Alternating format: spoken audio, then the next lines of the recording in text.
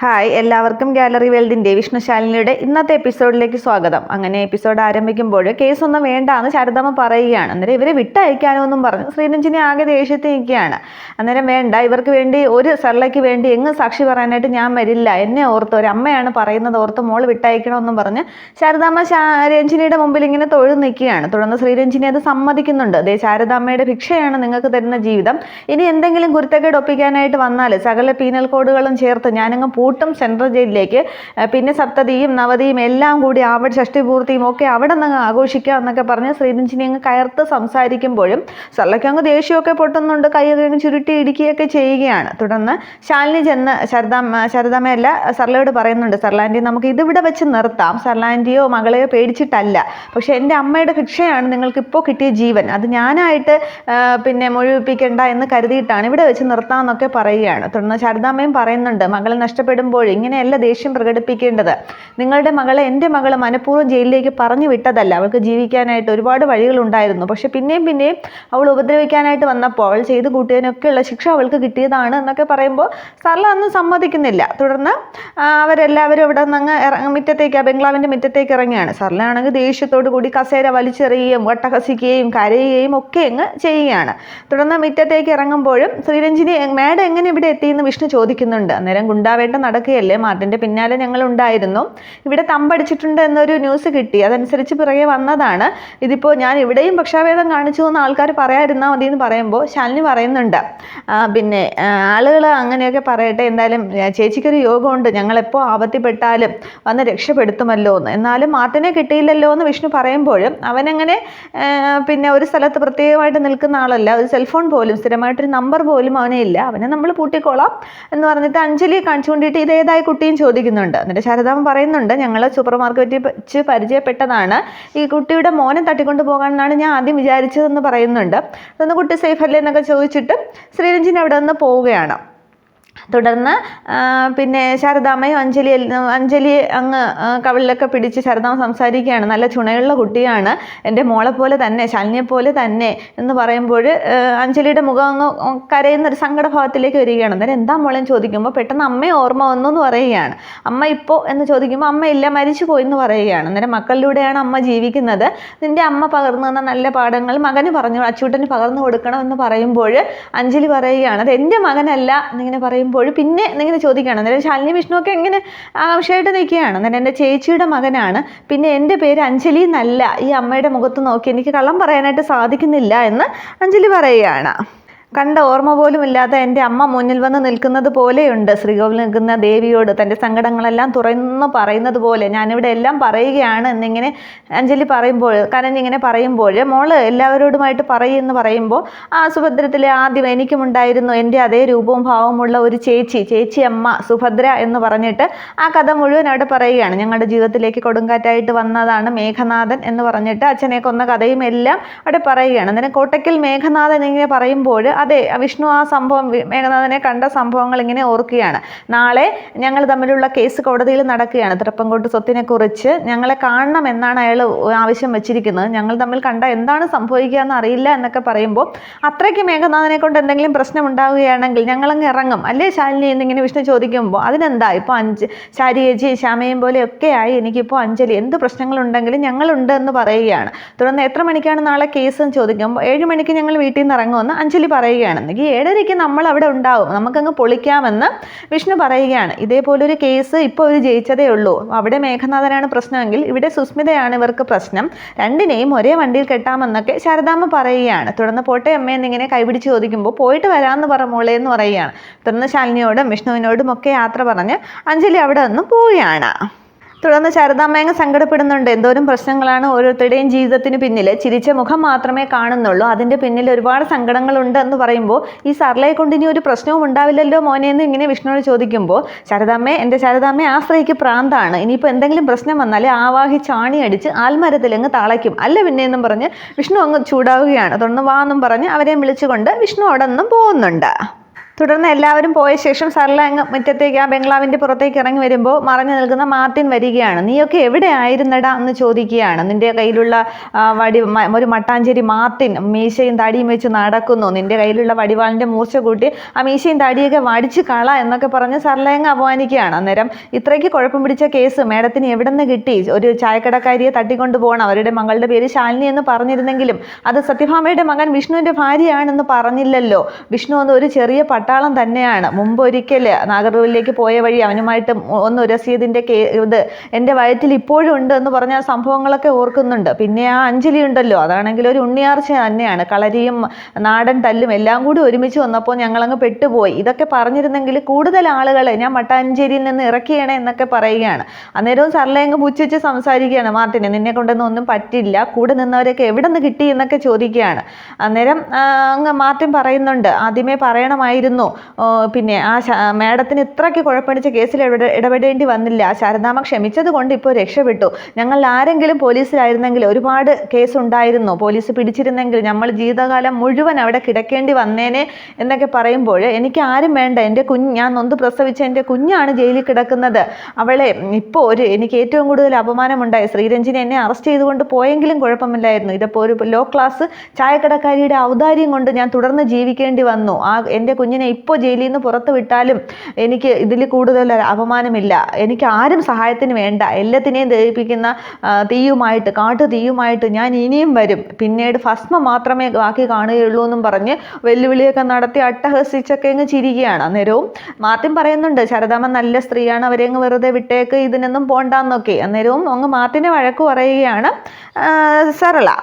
തുടർന്ന് സത്യഭാമയുടെ വീടാണ്. അവിടെ അർജുൻ്റെയും പ്രീതിയുടെ റൂമാണെങ്കിൽ പാറക്കുട്ടിയാണെങ്കിൽ ആകെ കരഞ്ഞ് ബഹളമാണ്. രണ്ടുപേരും മാറി മാറിയൊക്കെ എടുക്കുന്നുണ്ട്. കുഞ്ഞ് കരച്ചിലും നിർത്തുന്നില്ല. അന്നേരം എന്താ ബുദ്ധിമുട്ടെന്നൊക്കെ അർജുൻ ചോദിക്കുമ്പോൾ ഒന്നും മനസ്സിലാകുന്നില്ല എന്ന് പ്രീതി പറയുകയാണ്. തോന്നുന്നു ശാലിനി റൂമിലേക്ക് വരുന്നുണ്ട്, എന്താന്നൊക്കെ ചോദിക്കുകയാണ്. പക്ഷേ കുഞ്ഞിൻ്റെ കരച്ചിൽ നിർത്തുന്നില്ല. സത്യഭാമയും വരുന്നുണ്ട്. അന്നേരം എന്തെങ്കിലും പ്രശ്നമുണ്ടോ എന്നൊക്കെ ചോദിക്കുമ്പോൾ ഞാൻ ദേഹം മുഴുവൻ പരിശോധിച്ചു, വേറെ കുഴപ്പമൊന്നും കാണുന്നില്ല എന്നൊക്കെ പ്രീതി പറയുന്നുണ്ട്. അന്നേരം എല്ലാവരും അങ്ങ് മാറി മാറി എടുക്കുകയാണ് കുഞ്ഞിനെ. പക്ഷെ കുഞ്ഞാണെങ്കിൽ കരച്ചിൽ നിർത്തുന്നില്ല. ഇനി സുസ്മിത എന്തെങ്കിലും പണി ഒപ്പിച്ചിട്ട് വച്ചിട്ടുണ്ടോ എന്നുള്ളതൊക്കെയാണ് ഇനി കണ്ടറിയേണ്ടത്.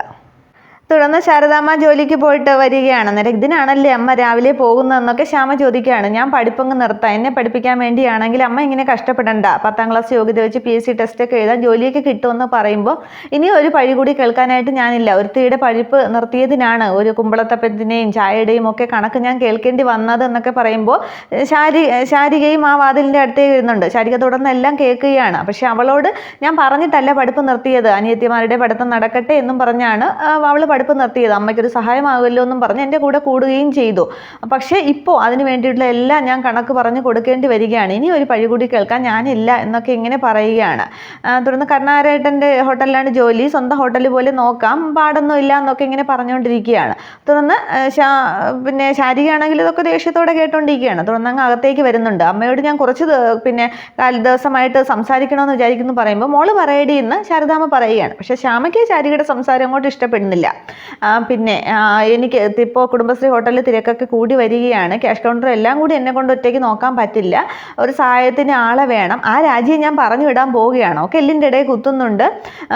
അമ്മ വരണമെന്ന് പറയുകയാണ്. അന്നേരം അതിനെന്താ, ഞാൻ ഒക്കുന്ന സമയത്തൊക്കെ വരാം, ഇവളും ഉണ്ടല്ലോ, ക്ലാസ് ഇല്ലാത്ത സമയത്ത് ഇവളും വരും എന്നൊക്കെ പറയുമ്പോൾ ഇവള് വേണ്ട, അമ്മ വന്നാൽ മതി എന്ന് ഇങ്ങനെ ദേഷ്യത്തോടെ പറയുകയാണ് ശാരിക. തുടർന്ന് എല്ലാത്തിനും ഒരു വ്യവസ്ഥ വേണം. അമ്മ എൻ്റെ കൂടെ നിൽക്കുകയാണെങ്കിൽ രാവിലെ ഹോട്ടൽ തുറക്കുമ്പോൾ വൈകുന്നേരം അടയ്ക്കുന്നത് വരെ വേണം. പിന്നെ രാജിക്ക് അമ്മയാണ് പൈസ കൂടുതൽ കൊടുത്ത് വഷളാക്കിയത്.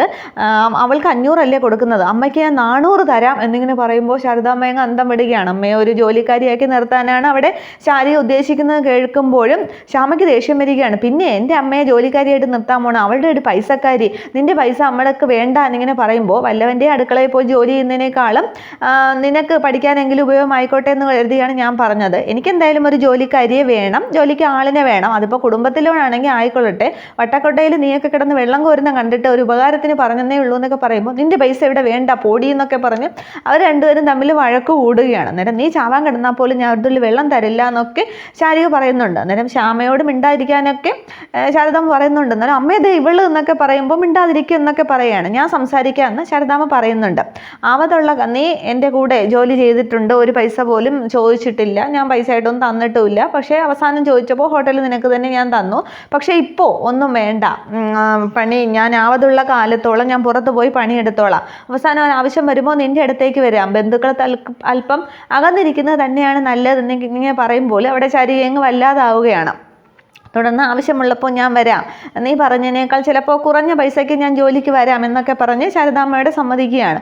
തുടർന്ന് ഇവൾ വരണ്ട എന്നൊക്കെ പറഞ്ഞിട്ടും അവിടെ ശ്യാമയും ശാരികയും തമ്മിൽ വീണ്ടും വഴക്കൂടുന്നുണ്ട്. അടിവരെ ആകാൻ ശ്രമിക്കുമ്പോൾ ശാരദാമ്മ പിടിച്ചു മാറ്റുകയാണ് ചെയ്യുന്നത്. പൈസക്കാരി എന്നൊക്കെ പറഞ്ഞ് പോടി എന്നൊക്കെ പറഞ്ഞ് വല്ലവൻ്റെയും കാശ് കൊണ്ട് നീ പഠിക്കുന്നത് നിനക്ക് ഞാൻ കാണിച്ചു തരാം എന്നൊക്കെ ശാരിക ശ്യാമയെ വെല്ലുവിളിക്കുന്നുണ്ട്.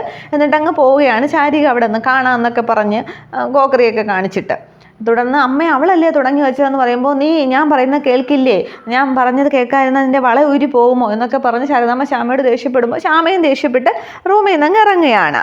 ഇതേസമയം ശാലിനി ശാരദാമ്മയെ ഫോൺ ചെയ്യുകയാണ്. അമ്മയെ പാറുക്കുട്ടി കരച്ചിൽ നിർത്തുന്നില്ല എന്ന് പറയുമ്പോൾ അത് വയറുവേദന വല്ലതുമായിരിക്കും, നീ കൂവപ്പൊടിയോ എന്തെങ്കിലും കാച്ചി കൊടുക്കുമെന്ന് പറയുമ്പോൾ അതൊന്നുമല്ല, ഞാനും സത്യാമ്മയും അർജുനേട്ടനും പ്രീതിയും പൊന്നിയും ഒക്കെ പഠിച്ച പണി 18 നോക്കി കരഞ്ഞിപ്പോൾ കുഞ്ഞിൻ്റെ നിറം ശരീരം മൊത്തം നീല നിറമായി എന്ന് പറയുമ്പോൾ അയ്യോ നീല നിറമായോ, എത്രയും പെട്ടെന്ന് മോളെ ഹോസ്പിറ്റലിൽ എത്തിക്കാൻ നീ അർജുനോട് പറയുമെന്ന് പറയുകയാണ്. നേരെ ശരി അമ്മയെന്നും പറഞ്ഞ് ശാലിനി ഫോൺ വെക്കുകയാണ്. ശരീരം നീല നിറമാകുന്നു എന്ന് പറയുമ്പോൾ കുഴപ്പമാണല്ലോ എൻ്റെ ദേവി, എൻ്റെ കുഞ്ഞിനെ കാത്തോളണേന്നും പറഞ്ഞ് ശാരദാമ്മ അങ്ങ് പ്രാർത്ഥിക്കുകയാണ്. തുടർന്ന് പ്രീതിയും അർജുനും കൂടി കുട്ടിയെ കൊണ്ട് ഹോസ്പിറ്റലിൽ എത്തുന്നുണ്ട്. ആ ഡോക്ടർ പരിശോധിക്കുകയാണ്, കാര്യമായിട്ട് പരിശോധിക്കുന്നുണ്ട്. അന്നേരം പ്രീതിയുടെ കയ്യിൽ വെച്ചാണ് കുഞ്ഞിനെ ലേഡി ഡോക്ടർ പരിശോധിക്കുന്നത്. അന്നേരം അർജുൻ അങ്ങ് സമാധാനിക്കുകയാണ്, കുട്ടിക്ക് കുഴപ്പമൊന്നുമില്ലല്ലോ ഡോക്ടർ, ഇവള് വെറുതെ പറയുകയാണ്, കോമ സ്റ്റേജിലൊക്കെ കിടന്നതല്ലേ, അപ്പോൾ കുഞ്ഞ് കിടന്ന് കരഞ്ഞപ്പോൾ വെറുതെ ഇവള് പേടിക്കുന്നതാണ്, കുഞ്ഞിൻ്റെ ശരീരം നീലനിറമായപ്പോൾ വേറെ എന്തൊക്കെയാണെന്ന് പറയുന്നു, കുഴപ്പമൊന്നും ഇല്ലല്ലോ എന്നൊക്കെ പറഞ്ഞ് അർജുൻ സ്വയം പറഞ്ഞങ്ങ് സമാധാനിച്ച് ഡോക്ടറോട് സംസാരിക്കുകയാണ്. പക്ഷെ ഡോക്ടർ ഒരൊറ്റ അക്ഷരം മിണ്ടുന്നില്ല. തുടർന്ന് സിസ്റ്റർ ആണെങ്കിൽ ഒരു ബ്ലഡ് റിസൾട്ടും കൊണ്ട് വരികയാണ്. തുടർന്ന് അത് വായിച്ച് നോക്കുമ്പോഴും അർജുൻ പറയുന്നുണ്ട് കുഴപ്പമൊന്നും ഇല്ലല്ലോ എന്നൊക്കെ പറയുമ്പോൾ കുഴപ്പമുണ്ട് എന്നിങ്ങനെ ഡോക്ടർ പറയുകയാണ്. അന്നേരം എന്താണെന്നും പറഞ്ഞ് ഇങ്ങനെ രണ്ടുപേരും കേട്ടോണ്ടിരിക്കുമ്പോൾ ആദ്യമേ പ്രീതിയോട് ചോദിക്കുന്നുണ്ട് കുഞ്ഞിന് എന്താ ഭക്ഷണം കൊടുത്തതെന്നറിയാം. കുറുക്കും പാലും ചോറധികം കഴിക്കില്ല എന്നൊക്കെ പറയുമ്പോൾ കുഞ്ഞിൻ്റെ ബ്ലഡ് ഇങ്ങനെ ശരീരം കരഞ്ഞ് നീല നിറമാകുന്നത് ഹൃദ്രോഗത്തിൻ്റെ സൂചനയാണ്. പാറക്കുട്ടിക്ക് ഏത് നിമിഷവും എന്തും സംഭവിക്കാം, ഒരു ബ്രെയിൻ ഡെത്തോ പെട്ടെന്നൊരു ഹാർട്ട് അറ്റാക്കോ എന്തും സംഭവിക്കാമെന്ന് പറയുമ്പോൾ അർജുനങ്ങ് അന്തം വിട്ട് നിൽക്കുകയാണ്. കണ്ണീരൊക്കെ ഒഴുകുന്നുണ്ട്.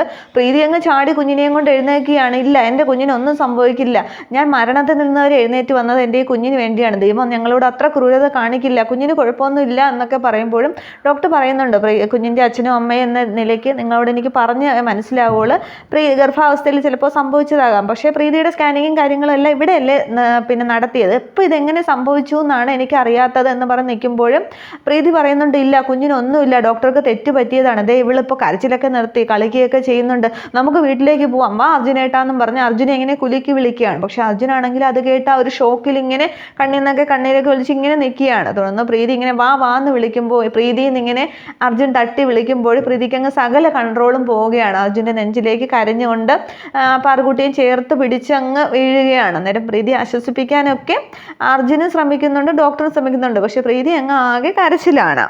തുടർന്ന് ഡോക്ടർ പറയുന്നുണ്ട് പാറുകുട്ടിയെ നമുക്ക് രക്ഷിച്ചെടുക്കാൻ കുറച്ച് സമയമുള്ളൂ, ഒരു ആക്സിഡൻറ്റിലൂടെ ഒരു വീഴ്ചയിലൂടെയൊക്കെ ബ്രെയിൻ ഡെത്തൊക്കെ സംഭവിക്കാം, പക്ഷെ പാറുകുട്ടിയുടെ കാര്യത്തിൽ അങ്ങനെയല്ല, കുട്ടിയുടെ ബ്ലഡിൽ അമിതമായിട്ട് ഡ്രഗിൻ്റെ അംശം കാണുന്നുണ്ട് പറയുമ്പോൾ ഡ്രഗോ എന്നും പറഞ്ഞ് അർജുൻ ചോദിക്കുകയാണ്. അതെ, എന്തോ ഒരു മയക്കുമരുന്ന് കുട്ടിയുടെ ശരീരത്തിലേക്ക് ആരോ മനഃപൂർവ്വം കുത്തി വെച്ചിട്ടുണ്ട്, അത് അമിതമായിട്ട് കാണുന്നു എന്ന് പറയുമ്പോൾ അർജുനും പ്രീതിയും അങ്ങ് ആകെ ചിന്താക്കുഴപ്പത്തിലാവുകയാണ്. അപ്പോൾ സുസ്മിത അവിടെ എന്തോ പണി കുഞ്ഞിന് വേണ്ടി ചെയ്ത് വച്ചിട്ടുണ്ട്. ഈ ഡ്രഗ് അമിതമായിട്ട് ബ്ലഡിൽ കലർന്നു കഴിഞ്ഞാൽ തലച്ചോറിലേക്കും എത്തും, ഓക്സിജൻ്റെ വിതരണം കുറയും, അങ്ങനെ ഹാർട്ട് അറ്റാക്ക് സംഭവിക്കാം എന്ന് പറയുമ്പോൾ രക്ഷപ്പെടുത്താനായിട്ട് ഒരു വഴിയുമില്ലേന്ന് ചോദിക്കുകയാണ്. അന്നേരം ഒരു വഴിയുണ്ട്, ആൻറ്റിഡോസ് കുത്തിവെക്കണമെന്ന് പറയുമ്പോൾ അത് എത്രയും പെട്ടെന്ന് ചെയ്യുമെന്ന് ഡോക്ടറോട് അർജുൻ പറയുകയാണ്. അന്നേരം അതങ്ങനെ കുത്തിവെക്കാനായിട്ട് പറയില്ല, ഈ ഡ്രഗിൻ്റെ ജെൻഡർ അറിഞ്ഞാൽ മാത്രമേ അത് ചെയ്യാനായിട്ട് സാധിക്കൂ, ലാബ് പരിശോധനയിലൊക്കെ തെളിയും, പക്ഷെ അതിനൊക്കെ ഒരുപാട് സമയമെടുക്കും, 5-6 മണിക്കൂർ മാത്രമേ ഉള്ളൂ പാറുക്കുട്ടിക്ക്. അതിനുള്ളിൽ അർജുൻ എത്രയും പെട്ടെന്ന് ആ ഡ്രഗ് ഏതാണ്, അതെങ്ങനെയാണ് കുത്തിവെച്ചത്, എന്താണെന്നൊക്കെ കണ്ടുപിടിക്കാൻ നോക്ക് എന്ന് പറയുകയാണ്. നേരം ഇനി അത് പക്ഷേ സുസ്മിത പറഞ്ഞാലല്ലേ അത് സാധ്യമാകുകയുള്ളൂ, അല്ലാതെ ഒരു വഴിയുമില്ല, ഐ എം സോറി എന്നൊക്കെ പറഞ്ഞ് ഡോക്ടർ പറയുകയാണ്. തുടർന്ന് പ്രീതിയെയും കുഞ്ഞിനെയും ചേർത്ത് പിടിച്ച് അർജുൻ നിൽക്കുകയാണ്. തുടർന്ന് പക്ഷേ അതിന് എങ്ങനെ സുസ്മിതയുടെ നാവിൽ നിന്നും പുറത്തു വരും എന്നുള്ളതൊക്കെ അടുത്ത എപ്പിസോഡിൽ, നാളത്തെ എപ്പിസോഡിൽ. Okay, thank you.